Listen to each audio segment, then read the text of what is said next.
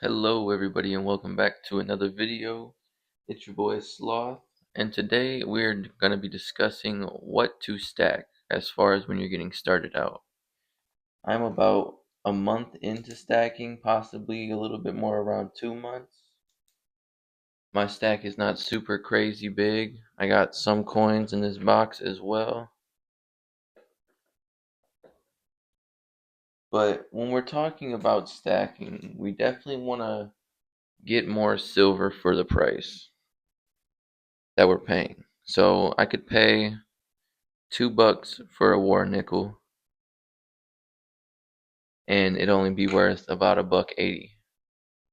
Or you spend $40, 30 to $40 on a silver Morgan dollar and it'll go for about 25 to $30 melt value. Or even take this bar for example. I spent about $35 on it. It's an ounce. It will go for about $32. So there's always going to be a price up when you're buying. And if you take to a coin shop or you're trying to sell online, you're definitely probably not going to get what you paid for it, and it will be more towards melt value. So when we're talking dimes here, whether it's the Roosevelt dime or the Mercury dime, you're going to be paying about $2.50 per dime. The more you buy, you'll probably get a better deal. And then their melt value is only around $2.40.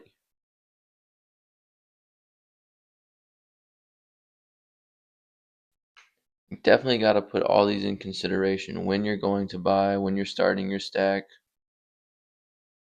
You can take any quarter, and some, if you see this Standing Liberty here, very worn. So I probably wouldn't get the full melt value for this, just because of how worn it is. That's a lot of silver gone, as you can see. The edges, I've only got like 3 stars on this one. No date. Versus a proof quarter in great condition, has most likely all of its silver still intact on the coin. Or even like this 1951 quarter, yeah, it's a little worn, especially around the back edges, but I would still consider that to have more silver than this quarter here. Now you also have to take into account the numismatic value. There are, if we take the silver Morgan, there are certain dates, certain errors that would exceed that melt value. But if you're specifically stacking junk or constitutional silver, you're going to be trying to get it as close to the melt value when you're buying as possible.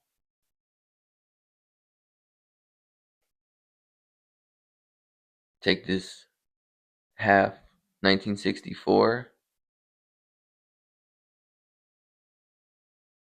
It's in pretty good condition. These go for about $11.50 a piece at melt, but you'll end up buying them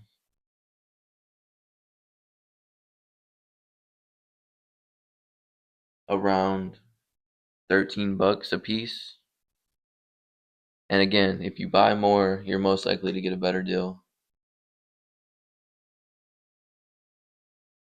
I've even seen like there's 5-ounce coins out there.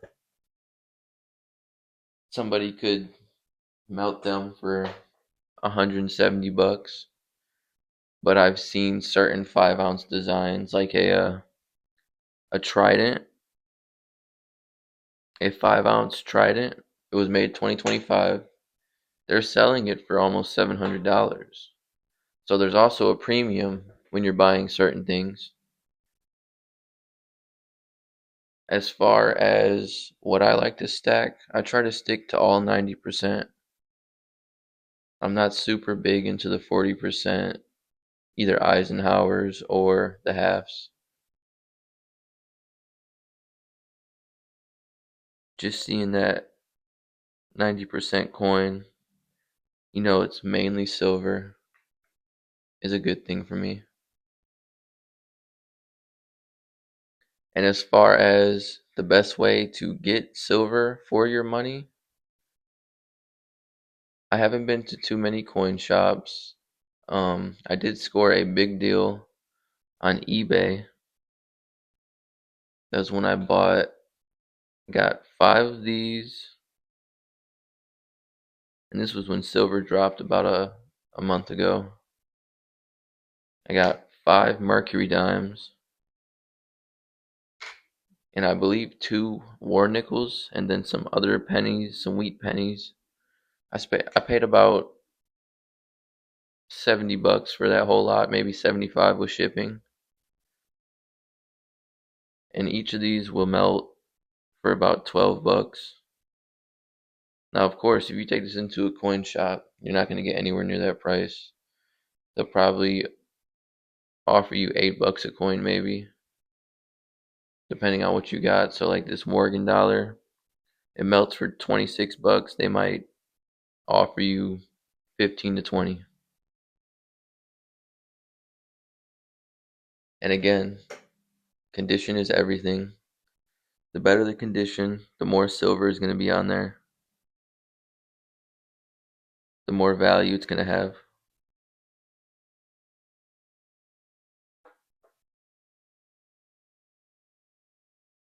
Now, personally, my favorite way to get silver is either to roll hunt it, or you can go to your family and buy their change off of them. Most people do not go through their change. I'll say it's a very underwhelmed hobby, coin stacking and silver collecting. Being a younger guy on the scene, I tend to notice that prices are going through the roof lately, and I don't see myself buying silver anytime soon. So coin roll hunting, getting rolls from the banks is my best route. I'm not, generally speaking, wasting money. Well, I guess it wouldn't be wasting, but I'm not spending any money to get the coin. If I do end up finding a half 90% Kennedy, I'll just replace it with one that is not a half because I have a couple. I keep them on hand. Same things with dimes, quarters. Now, for me, nickels are not my biggest stack. I think I have about 3 war nickels. I don't go too crazy into them. I can actually might be able to pull the other ones out. Yeah, here's one, and here's my third. So I got 3 war nickels. I'm not too crazy big into them. They are cool. They got the bigger mint mark. It's gonna be above the Monticello as opposed to next to it and small. But there's also just such a little amount of room to find these if you do coin roll hunt for them. They were only made for 3 years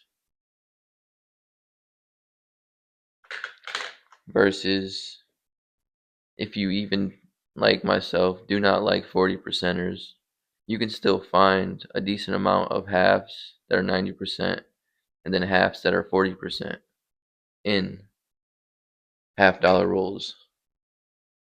I've seen people pull Walkers, Standing Liberties out of half-dollar rolls. I've seen them pull Benjamin Franklins.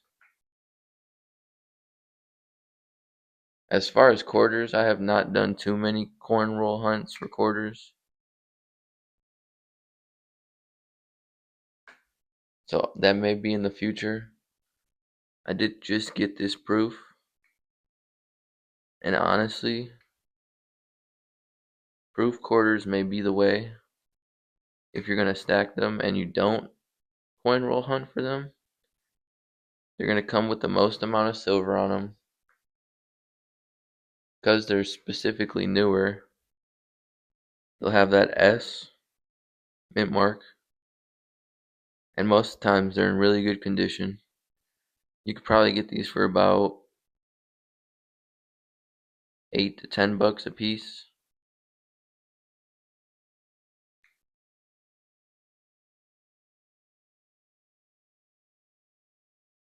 As far as other silver stacking, you can always go and take the route of European coins. This one is from the UK. I think this has 90% silver in it. I'm not too crazy on European coins. Some of them get a little wacky, like these marks. I believe these only have 40% silver. I have two of them. Same year, different design.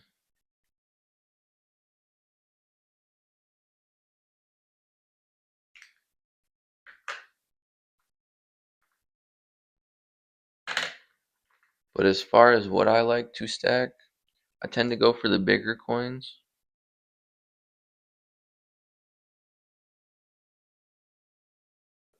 I feel like they'll have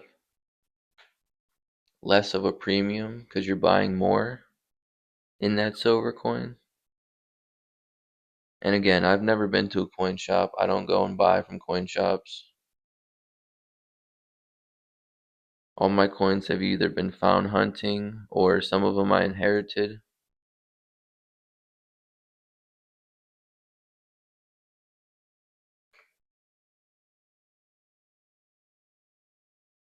Again, Morgan dollars, I have about 4 of these.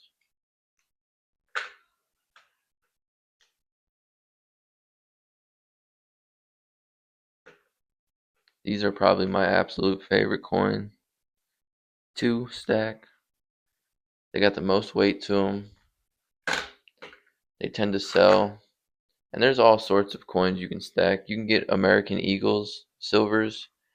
Those will run you for about $40 a piece, maybe a little bit more. You're always going to tend to pay a premium no matter where you buy from or what you're buying. It just depends on how much that premium is going to be, how much more you have to spend.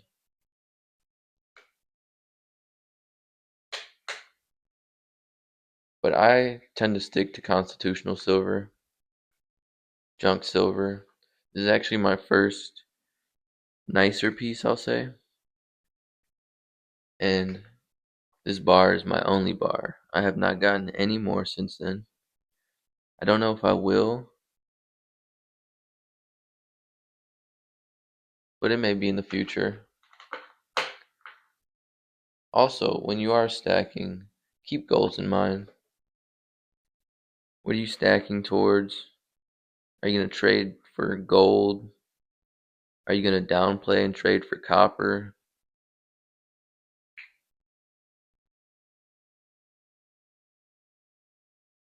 For me personally, I will probably keep all my silver coins I get. I'm a big silver stacker. I don't have any gold at the moment. I don't know if I'll ever break into that community. I'd be okay with that though. Gold is not the most needed thing for me right now.